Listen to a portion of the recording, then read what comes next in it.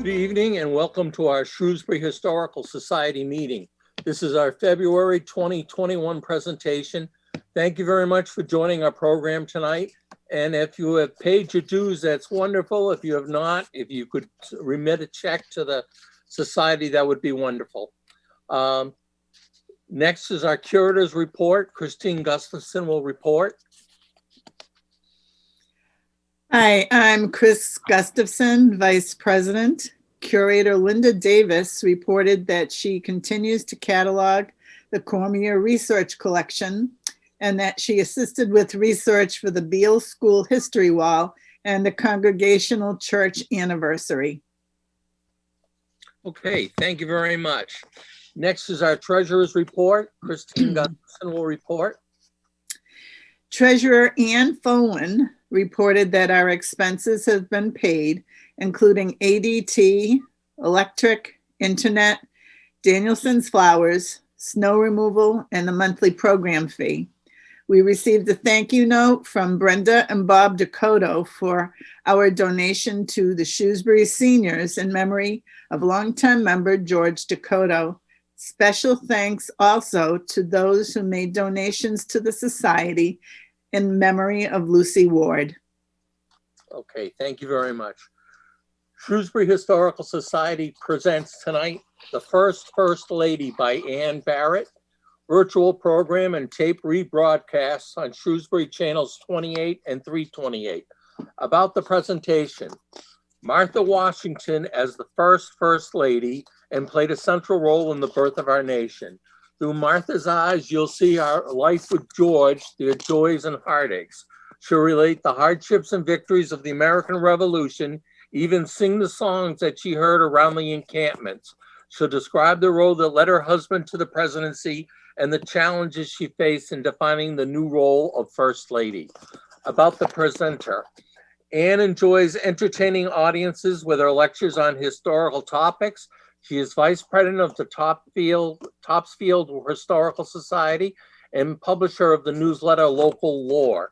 She is also a member of the Daughters of the American Revolution and was also awarded Storyteller of the Year by the North of Boston Convention and Visitors Bureau for her collaboration with the North Shore Music Theater and developing groundbreaking Spotlight on History series.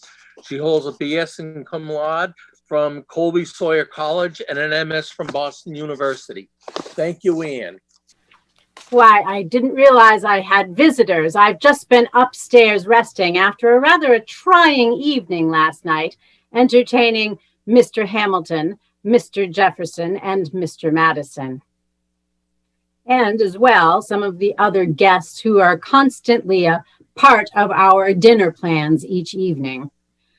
I could see how the conversation was trying to my husband, especially when the subject turned to the role of the government and how much power the central and federal government should have versus the states. I believe no amount of after-dinner sweets would sweeten the dispositions of these men toward one another. They are sore enemies, especially Mr. Jefferson and Mr. Hamilton, and I can see that it has really caused my husband a great deal of grief, my long-suffering husband, I might add.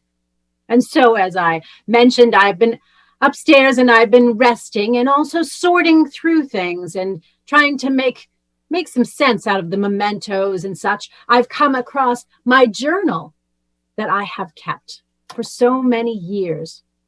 The general has always said, or should I perhaps say now, the president, but to me, he will always be the general as well. He has always kept a journal. And after my marriage to him, I undertook the same kind of journal keeping as well and have found it most useful. So as I said, I have been sorting through and trying to organize everything. You cannot imagine the jumble that things get into when they are carted across the country. First, we started in Mount Vernon and then put everything into our carriages, jumbled over those rough and rocky roads to New York City, the first capital. And now more recently, we have moved here to Philadelphia. As I've been going over my journal and reminiscing, I have been reminded of so much that has happened in the 50+ years of my lifetime. When I think back on that girl, Martha Dandridge, or Patsy as my family calls me, it is a wonder to me how far I have traveled, not just in miles, but in experiences. I was the eldest of my parents' 8 surviving children. We were moderately prosperous in Virginia at Chestnut Grove Plantation. I, as a Virginia young woman, learned to do fine needlework, to sing, make pleasant conversation, run a household, dance, keep a proper seat upon a horse, dress stylishly, of course. Williamsburg was our social center, and when I was older, I attended teas and dances and suppers and such. Although I was considered quite pretty, my lack of a considerable dowry, well, it hindered my eligibility in the eyes of some would-be suitors, or perhaps more likely in the eyes of their parents. However, our near neighbor, Daniel Park Custis, 20 years my senior, came courting, much to my parents' delight. Daniel was one of the wealthiest men in Virginia. He had tried to marry earlier in his life, but his cross old father had prevented both Daniel and his sister from matrimonial bliss. But this time, Daniel was not to be swayed. Even when old Mr. Custis threatened to disinherit Daniel, he said that the Dandridge family were neither socially nor financially equal to marrying into the great Custis family. And so what were we to do? We were at an impasse. It was then, young as I was, that I discovered the great strength and fortitude within me that I would be called upon to use again and again. Some mutual friends of ours convinced old Mr. Custis to meet with me. And so at length I went and paid him a call. He was very angry at my effrontery, but I think he came to respect me. And in the end, for one of the very few times in his life, he relented and agreed that Daniel and I should marry, which we did several months later, although regretfully Mr. Custis passed away before our marriage. We were so happy in those early years, living at White House, Daniel's large plantation. Daniel was a kind and generous husband. He encouraged me to set up housekeeping as would be befitting for a wealthy Virginia planter. I created a fashionable and comfortable home for us and for the entertaining that we would do. We had mahogany dining table and chairs, fine damask tablecloths, lovely crystal and china. It was all paid for with the proceeds from the tobacco that we sold. We were blessed with 4 children, and while our 2 older children were not spared to us, we were fortunate to be able to keep our 2 younger children, John, or Jackie as we called him, and Martha, or Patsy. It was only 3 months, though, after I had buried my darling little Fanny, that Jackie and Daniel fell gravely ill. Jackie was spared, but Daniel was not. And so after only 7 years of marriage, I was a widow. While I mourned the loss of my dear husband, I had never been one to put aside my duty. Now, under English law, Daniel could have appointed an estate manager to whom I would have had to submit in all things concerning running the estate. But Daniel did not do that. And so I had free rein to run the business as I saw fit. I had myself and my children to think of, and so I set my hand to the wheel. I wrote letters to all of our business associates in London, and I made it quite clear that I expected just the kind of level of service from them that we had always seen, and that I would take my business elsewhere were it not to be so. I continued Daniel's practice of loaning money to people in the area at interest. I even got in my carriage and went to Virginia to confront an attorney who was representing our interests and whom I did not feel was doing an adequate job, much to this gentleman's chagrin. A woman did not do that sort of thing, but I did. Being a wealthy and attractive young widow, I had no shortage of suitors, as you might imagine. But I wished to marry someone whom I would feel confident in, who would look after myself and my children's interests. A widow could not be too careful in her selection of a new husband. Too often, a woman married only to find belatedly that it was her wealth and not her person in whom her husband was interested. Dear Charles Carter was a near neighbor and a lovely man, and I know that he loved me for me. He had his own wealth and did not need my wealth as well. But he was 23 years my senior, and he had a dozen children of his own, including one nearly my age.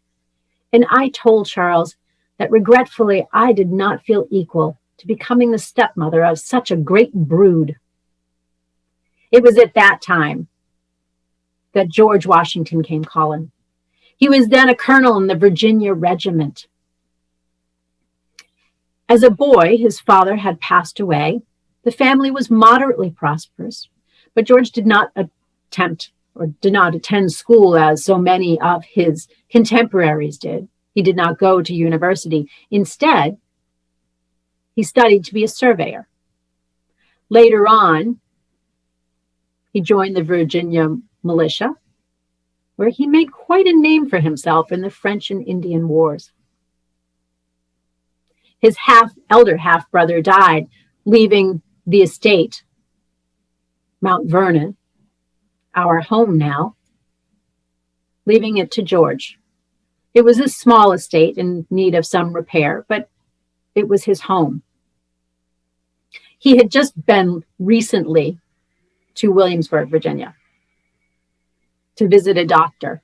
He had had a malingering disease from the war, and he was convinced that he was going to die at any moment.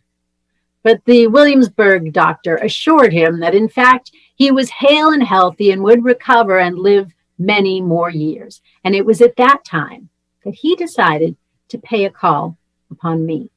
After all, the wealthiest widow in all of Virginia was someone worth getting to know. When he came courting, I confess, I felt almost instantly for this tall, good-looking soldier. It was a further delight to find that his character and integrity were of sterling quality. I came to develop a confidence in him and felt that he would be a devoted husband and a careful steward of my children's welfare. Of course, I had heard rumors and had guessed a little at his infatuation with his neighbor's wife, Sally Fairfax. But I chalked it up to a young man at loose ends, and I believe that Sally perhaps encouraged just a bit. The Fairfaxes became some of our closest friends. In January of 1759, George Washington and I were married, and I had married for love. My husband had Mount Vernon enlarged and improved prior to my and my children's arrival. It was not a large house, but it was goodly proportioned, and it had a very pleasing aspect out over the Potomac River from the wide piazza. We assumed our place in Virginia society, and my husband took a seat in the House of Burgesses. For 15 years, our lives followed the comfortable rhythm of a Virginia plantation. The general had a passion for all things agricultural and delighted to see the farm as it prospered. With my complete approval, he took some of my inheritance and put it toward further improving. Together, we planned the furnishings and embellishments and further improvements of Mount Vernon. The tobacco was shipped off to England, and along with the orders of things that we required. When the ships returned, it was like Christmas. As barrels and boxes and trunks arrived, and we opened up and unpacked clothing and china, toys for the children, farm implements, and delicacies for our table. Each day we enjoyed an early breakfast. The general, the president, has always believed that one should be up before the sun. And after that, he would go out riding on the estate, perhaps visiting the estate managers or maybe seeing some of the neighbors. Sometimes he went hunting. I would stay at home and read my Bible as I do every day and do my prayers as well. I would then instruct the children in their numbers and their letters and play with them before attending to my household duties for the day. Dinner, the main meal, was at 3 o'clock in the afternoon, and as often as not, we had a constant stream of guests, so that the dinner table was always a lively affair. After that, we would go out for a carriage ride or a horseback ride. In my younger days, I was quite the horsewoman. After that, we would sit by the fire into the evening, reading and doing the amount of sewing that never seemed to cease. Those were among my very happiest days with my husband and my children by my side. The one shadow was that my darling Patsy, at the age of 12, developed fits. And despite everything that we did for her, consulting various physicians and experts and bringing her for various cures, the fits worsened until at the age of 17, my darling Patsy had one final fit and died. Of my 4 children, only Jackie remained. Dear, sunny, easygoing Jackie, so often a trial to the general's patience with his inattention to his studies. My husband was committed to the idea that Jackie would finish college. But at the age of 18, while attending his first year, Jackie became secretly affianced to Nellie Calvert. Our families consulted one another, and at length it was agreed that Jackie and Nellie would marry. Much to my husband's consternation. I have to say, though, I was secretly rather pleased at the prospect of grandchildren. After all, Jackie would inherit Daniel's estate and his wealth, and he would need an heir. While we were enjoying the easy ebb and flow of plantation life, the circumstances twixt our colonies and Great Britain were worsening, especially after the Boston Tea Party in December of 1773. In May, all of the House of Burgesses met, and they voted that June 1st would be a day of fasting and prayer in protest of the British blocking the harbor of Boston. And they further determined that we would boycott some British goods. And more protest. In the fall, the general was sent as a delegate to the General Congress in Philadelphia. the first of many Congresses that would, well, ultimately lead us to war. At the Second Continental Congress, against his wishes, he was unanimously appointed to be the commander-in-chief of the Continental Army. Our peaceful days were at an end, and he knew that I would be, well, distraught, to say the least, at the news. And so it took him 3 days before he sat down and wrote me this letter. Philadelphia, June 18th, 1775. My dearest, I am now set down to write to you on a subject which fills me with inexpressible concern. And this concern is greatly aggravated and increased when I reflect upon the uneasiness I know it will give you. It has been determined in Congress that the whole army raised for the defense of the American cause shall be put under my care, and that it is necessary for me to proceed immediately to Boston to take upon me the command of it. You may believe me, my dear Patsy, when I assure you in the most solemn manner that so far from seeking this appointment, I have used every endeavor in my power to avoid it, not only from my unwillingness to part with you and the family, but from a consciousness of its being too great a trust for my capacity, and that I should enjoy more real happiness and felicity in 1 month with you at home than I have the most distant prospect of reaping abroad if my stay were to be 7 times 7 years. But as it has been a kind of destiny that has thrown me upon this service, I shall hope that my undertaking of it is designed to answer some good purpose. You might and suppose I did perceive from the tenor of my letters that I was apprehensive that I could not avoid this appointment. It was utterly out of my power to refuse this appointment without exposing my character to such censures as would have reflected dishonor upon myself and given pain to my friends. This, I am sure, could not and ought not to be pleasing to you, and must have lessened me considerably in my own esteem.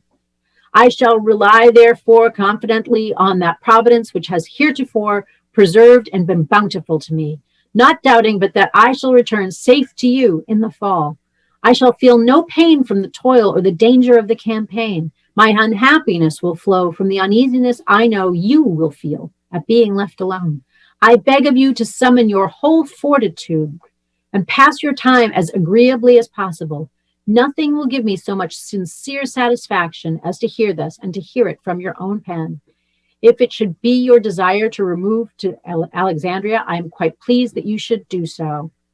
If, on the other hand, you should rather incline to spend a good part of your time among your friends below, I wish you to do so.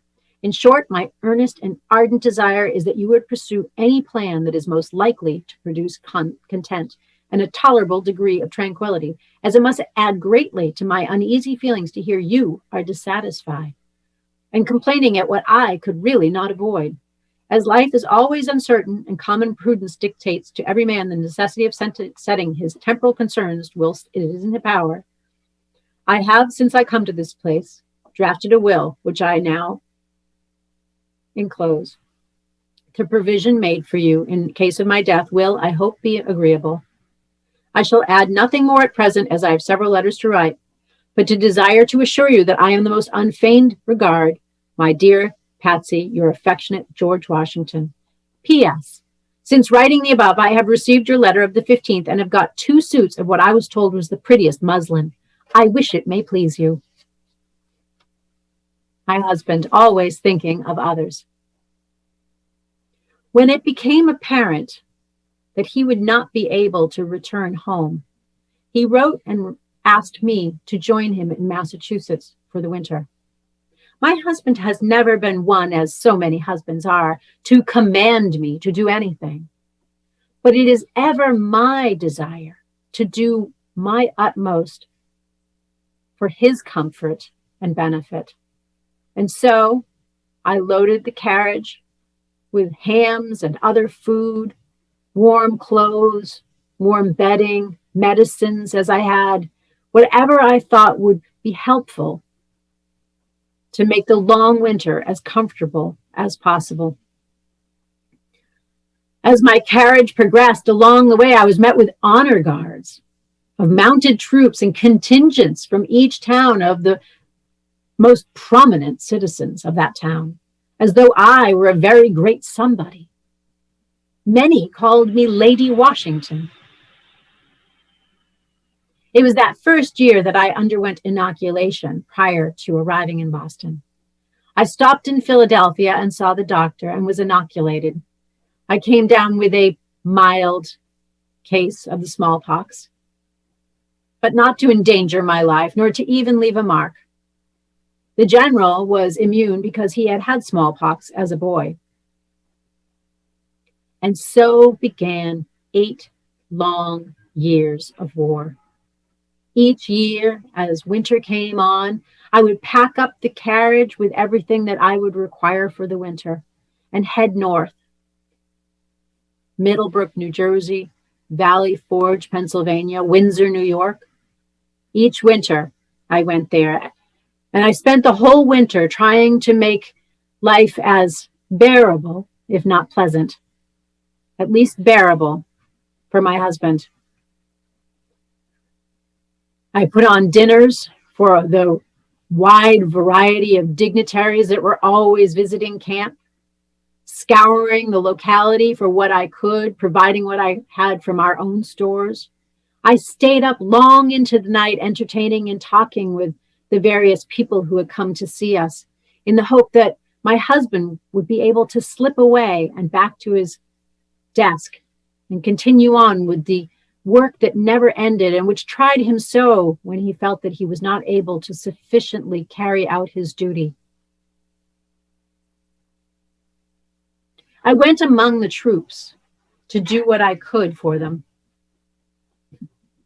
No matter where we were, it was cold. And I wore this red woolen cape so often that it said that the soldiers began to look for Lady Washington in her cape as I came about bringing medicine and whatever aid and assistance I could bring. I knit stockings. I did mending. Congress was never able to amply supply the money needed for the war effort. So the soldiers were always hungry and cold and suffering from great illnesses. I was honored to be known as the soldier's best friend in some quarters.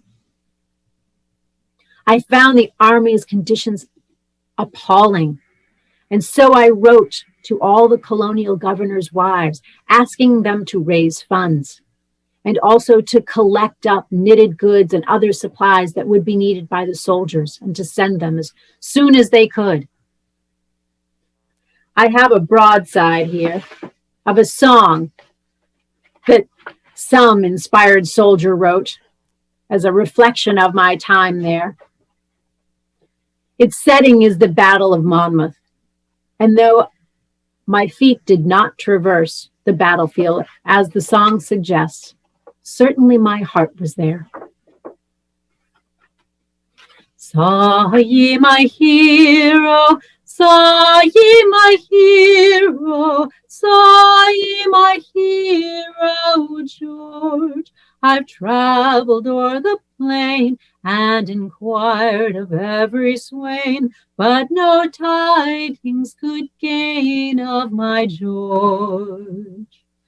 One quickly answered, I saw not your hero, I saw not your hero, George, but I'm told he's in the van where the battle's just begun. I must hasten my man to the charge.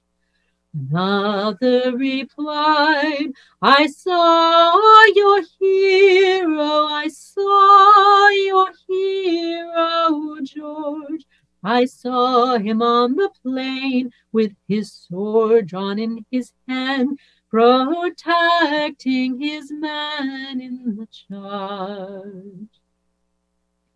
o'er hills and high mountains, o'er rivers and fountains, where the drums and the trumpet sounds alarm, having give the angels charge to protect my hero George and return him safe back to my arms. Hark! The hoarse thunder shakes the earth's center, the groans and the clashing of arms. Kind heaven, prove a friend, and my hero George defend. Shield, protect, secure him from harm. Balls, bombs, and langrage, groans, death, and carnage, the hills and the caverns resound. The fields are covered o'er with streams of purple gore, and the dead lie in heaps on the ground. But now the loud huzzas shout my hero's praises. Victorious George they proclaim. Columbia, now prepare ye, my love's triumphal car, and let fame shout my conqueror's name. Hail, mighty hero, Columbia's hero, who gave to America peace. Long may he live renowned and with brilliant honors crowned, till complete in the mansions of bliss. It was during the war, when Jackie was accompanying the general, that my son contracted a fever. My daughter-in-law, Nellie, and I rushed from Mount Vernon in time to bid farewell before he drew his last breath. In 1781, I lost my one remaining child. In 1783, a provisional peace was reached. The final negotiations and other considerations took some time, and so it wasn't until October of 1784 that I returned to Mount Vernon. My husband stayed behind to finish up some other work and also to deliver his farewell address before his departure, and he arrived home on Christmas Eve of that year. It was our dearest hope that we would be allowed to live out our remaining years amongst our family and friends at Mount Vernon. My daughter-in-law, Nellie, had remarried, and she agreed to allow us to adopt our two youngest grandchildren, Nellie and Washington, Jackie's children. As well, my niece, Fanny, had come to live with us. My sister had died during the war as well. I have always loved to be surrounded by family and friends. The general was greatly enjoying farming again and being on the plantation. We had a constant stream of wartime visitors. Those years at Mount Vernon, after the long, arduous years of war, were among the happiest that we had known. The general, as well as I, would have gladly have stayed there, surrounded by our extended family. He himself wrote to our friend in Philadelphia, Robert Morris, saying, "My first remaining wish is to glide gently down the stream of life in tranquil retirement." But our peace did not last long. By 1787, the government structure that had been laid out by the Articles of Confederation in 1781, it was disintegrating. Many, my husband among them, felt that there was a need for a more centralized government. He was sent as the Virginia representative to Philadelphia to address this. The idea was to rewrite the Articles of Confederation, but ultimately that document was found to be too inadequate and was thrown out, and a new document begun the Constitution. The Constitution laid out how a more centralized government would work. It also set out how the states would operate and began to try to define the role of the central government and the role of the state governments. After New Hampshire became the 9th state to ratify the Constitution, and despite prolonged resistance on the part of my husband, calls for his election were so unanimous that he felt that it was his duty to accept, much to his and my unhappiness. Among the general's watchwords throughout life were civility, loyalty, honesty, integrity, and duty. And he felt that this was his duty. He was notified in April of 1789 that he had been elected president of the newly formed United States. He left for New York, the temporary capital, just 2 days later. I cannot deny that I was terribly disappointed. It might almost be said that I had a fit of the sulks. It was not that I didn't believe in this new country and this new form of government, but I wondered why it was us who yet again would have to give up our domestic felicity for the good of the country. But many had said that they feared that if my husband did not undertake this new role, that the government would fail before it had fairly begun. At last, resigned, I headed to New York. My mother had often said, and I decided to adopt her creed. She said that in order to be happy, one needed to be as cheerful as a cricket, as steady as a clock, and as busy as a bee. And I determined that that would be my future course. While I had experienced some celebrity as I headed north towards those winter encampments, this new whole level of public adulation was quite something to see as I made my way north.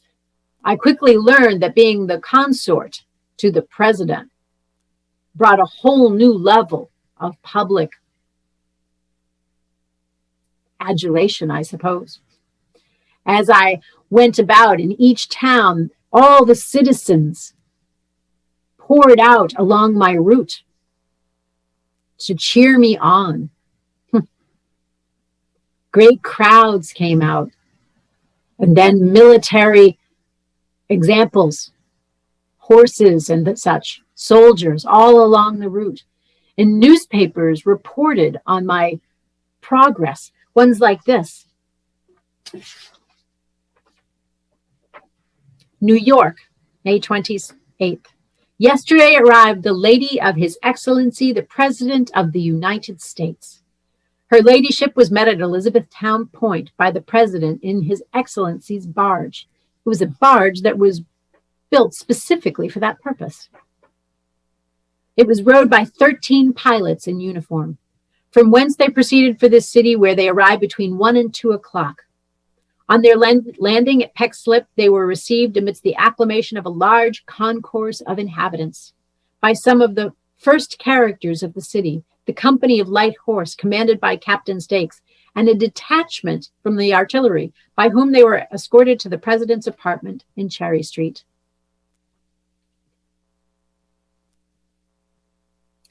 As demanding as entertaining can be, it was even more difficult to learn upon my arrival that the president and his cabinet, in my absence, had determined that neither the president nor myself would attend or host any personal social events. It was an effort to avoid any look of playing favorites or any kind of favoritism. Instead, I discovered that in my absence also, they had determined that I would have two assignments. I would host a Thursday evening formal dinner for visiting dignitaries and their wives. And on Friday evening, I would host a levee to which all citizens were invited as long as they were properly dressed. This new government wanted to make sure that the citizens understood that it was not a monarchy and that all classes were equally welcome. The Thursday night dinners could certainly be rather awkward with people who either did not know one another or did know one another and were not well disposed to one another. But I must say that the food was quite acceptable. The first course was fishes and meats and side dishes and such. The second course was jams and jellies and rolls. And then at the end, always a toast in my husband's favorite, Madeira. While I was not allowed to undertake any private socializing, I was surrounded by the ladies of my husband's cabinet. Abigail Adams, Betsy Hamilton, Lucy Knox, Sarah Jay. Mrs. Adams became an especial friend of mine. I hold her in quite high esteem, and I believe that she returns that feeling as well. I just recently received a letter from her, and I'll read a little bit of it to you. My dear madam, I was honored with your much esteemed favor on the 15th of this month. The state of my health, body and mind, suffering most severely with repeated attacks of an intermitting fever, will plead my apology for omitting to thank you at an earlier date for your friendly letter. I have been so weakened and debilitated as to be unable to walk alone, and my nerves so affected as to oblige me to seclude myself from all company except my most intimate connections. I hastened home with great ardor in hopes the northern air and the quiet country breeze might restore me, but my disorder was of too obstinate a nature to quit me so easily. I hope I have now got the better of it, as it is more than a week since the ague left me. The whole country through which we passed was in full bloom, and every spot wore the face of peace and contentment. The people, instead of murmurs and complaints, expressed themselves happy and satisfied under the administration of their government. There are, however, two inhabitants, envy and jealousy, who are not perfectly content. But as they are characters for whom I have an utter aversion, I can only pity their folly and avoid them. Mr. Adams desires me to present his best respects to the President and to you, madam. A very fine woman is she. I've learned from the President to enjoy the theater. We go to the John Street Theater in New York quite frequently. I saw a School for Scandal there, a very amusing piece. We have our grandchildren, and my niece still. The first few years of this presidency, though, have not been without their challenges. My husband has fallen gravely ill twice, and the second time, a bout of pneumonia seemed likely to end his life. The formation of a new government is not for the faint of heart. It is one thing to declare a new government. It is quite another to actually set down the details, how it will be funded, what will be the international policy and such. Not surprisingly, the members of the president's cabinet do not agree. And that is an understatement. They strenuously disagree, especially upon the subject of the establishment of a central bank. Mr. Hamilton feeling that a central bank is essential, and Mr. Jefferson opposing it. However, after my husband's second illness, the men seemed more disposed to come to some agreement, and so they met in Mr. Jefferson's apartments over dinner and hammered out an agreement whereby a central bank would be established, and in return, the capital would move from New York City to Philadelphia for a period of 10 years, after which time a spot somewhere along the Potomac would be chosen for a permanent capital. I believe that the Philadelphians think that once we have been here and that the presidency has been here for quite some time, that they will not be disposed to move further. I think that remains to be seen. In August of 1790, after a short trip home to Mount Vernon, we arrived here in Philadelphia. We took a house that was kindly given to us by Robert Morris, a place we had stayed before.